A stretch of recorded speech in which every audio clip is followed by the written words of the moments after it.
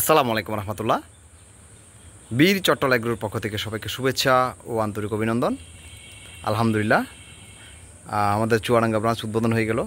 চুয়াডাঙ্গা ব্রাঞ্চটা দেখাবো এবং আমার লাইফের কিছু হিস্ট্রি বলবো। সম্পূর্ণ ভিডিও জুড়ে সাথে থাকবেন, আশা করি ভালো লাগবে। যাচ্ছি, এটা হচ্ছে চুয়াডাঙ্গা ব্রাঞ্চ। চুয়াডাঙ্গা ব্রাঞ্চটা এটা আসলেই নতুন মাত্র কালকে উদ্বোধন করা। এখনও গরু সব আসে নাই এই লটের জাস্ট এই 7টায় ঢুকাইছি, বাকিগুলো আসবে আজকে। তো যেগুলো ছোটোগুলো বাকিগুলো আমার ঝিনাইদহ ব্রাঞ্চে আছে। এটা হচ্ছে আমার চুয়াডাঙ্গা ব্রাঞ্চ। আসলে অনেক জেল থেকে আসার পরে অনেক কষ্টের ফসল আমার এগুলা। এই গাড়িটা কিনলাম। এর আগে তো একটা ভাঙ্গি ছিল গাড়ি, বক্সার একটা ছিল, আপনারা যারা আসছিলেন তারা দেখছিলেন। একটা বক্সার গাড়ি ছিল ভাঙাচোরা, কোনো মতো চাকাগুলো ঘুরতো এরকম। আমি আসলে যখন জেল থেকে আসছিলাম তখন সত্য কথা বলতে আমার পকেটে একটা টাকা ছিল না। আমার ফ্যামিলির অবস্থা এমন অবস্থা করুণ হয়ে গেছিলো, মানে বলার মতো না। লাস্ট আমার মায়ের একটা গাভী ছিল, ওই গাভীর একটা বাচ্চা ছিল। ওই বাচ্চাটা আমি 42,000 টাকা দিয়ে বিক্রি করছিলাম। 42,000 টাকা দিয়ে বিক্রি করার পরে 14,000 টাকা মাকে দিয়েছিলাম খরচের টাকা, আর 28,000 টাকা আমি আমার পকেটে নিয়েছিলাম। যখন বেরোচ্ছি তখন আমার প্রিন্স এগ্রো থেকে ফুরকান ভাই ফোন দিয়েছিল। তো ফোন দিয়ে বললো যে রাশেদ ভাই আপনার বিকাশ নাম্বার কোনটা? আমি বললাম আমার তো 75 এটাই। তো বললাম আমি আপনাকে 5,000 টাকা বাড়াচ্ছি, আপনার ঈদের শপিংয়ের জন্যে আপনি টাকা দিয়ে শপিং করিয়েন। তো এটা 40টা গরু ধরবে এটা তো টোটাল।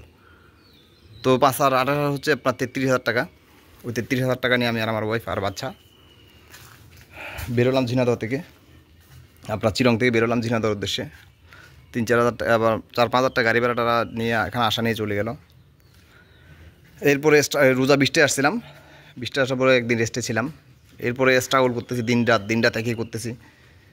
একই করার পরে হাটে থেকে গরু, আমি তো আল্লাহর মতো সবার সাথে ভালো পরিচিত আছে, বাকিতে কিনতেছি, বাকিতে কিনে হাটে তুলে বিক্রি করতেছি, নেটে বিক্রি করতেছি। তারপরে আপনার হাসান এগ্রো আসছিলো, হাসান এগ্রোকেও মাল কিনে দিচ্ছি, কমিশনে মাল কিনে দিচ্ছি।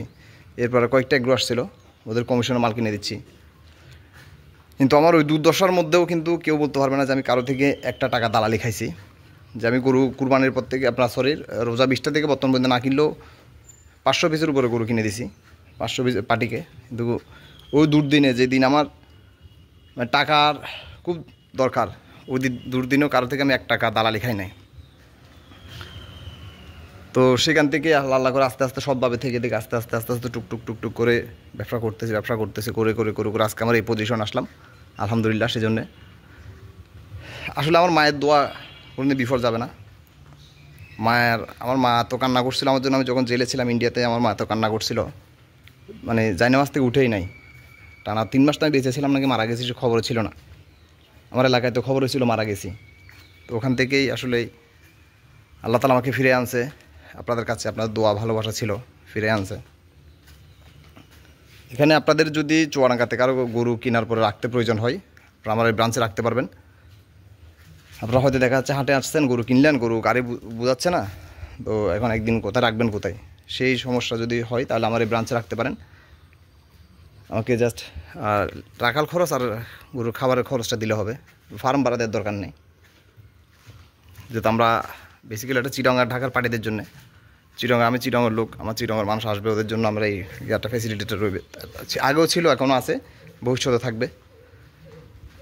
আর প্রিন্স এগ্রোর উপকারটা আমি আসলে জীবনে ভুলব না, যেহেতু তখন আমার বিপদের দিনের 5,000 টাকা, সেটা 5,000 টাকা, সেটা আমার 5 লাখ টাকার সমান ছিল।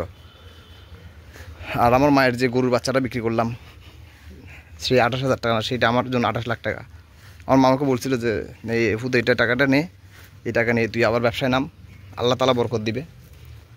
সেই বরকতের ফসল আসলে আজকে এগুলা, যে এই গরুটা মানে এই 7টা এবং আরেক জায়গায় আছে কিছু গরু, আর পরে ওই মোটরসাইকেলটা, ওই 28,000 টাকার বরকত। আমার মায়ের দোয়া করবেন সবাই আমার জন্য, যাতে আমি সৎভাবে ছিলাম, সৎভাবে আছি এবং ফিউচারেও সৎভাবে থাকতে পারি মতো। আর আপনাদের গরুর প্রয়োজন হলে আপনারা অবশ্যই যোগাযোগ করবেন। আপনাদের গরুর কেনার জন্য যদি কোনো হেল্প প্রয়োজন হয়, আমি তো আসলে হাটে গিয়ে গরু কিনে দিতে পারি না, যেহেতু আমার সময়টা থাকে না। আমি হয়তো দেখা যাচ্ছে আমি মাল কিনতে গেছি, দূর থেকে আমি দেখাই দেবো যে এই দামে মাল কিনেন।